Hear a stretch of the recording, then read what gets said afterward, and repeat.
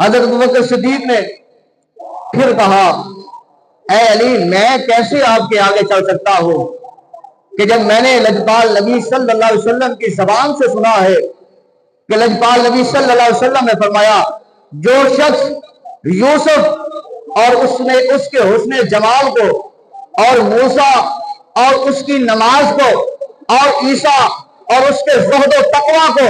اور محمد مصطفیٰ کے خلق عظیم کو ایک جگہ پر جمع دیکھنا چاہے وہ علی کو دیکھ لے۔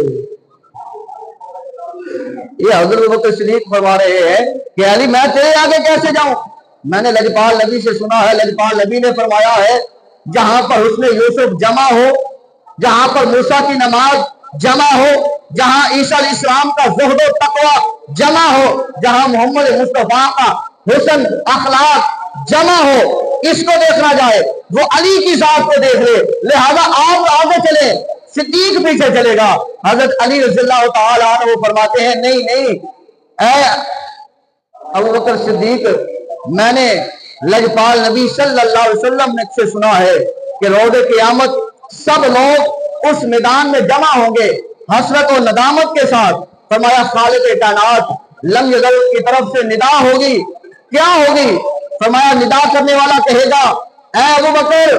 تم اور تمہارا محبوب جنت میں چلے جاؤ، لہذا کل قیامت کے دن تیرا نام پکارا جائے گا اور کہا جائے گا تو صدیق اور تیرا محبوب محمد مصطفیٰ جنت میں چلے جاؤ، تو تم دونوں سے پہلے میں تو نہیں جاؤں گا نا، تو لہذا آپ آگے چلیں۔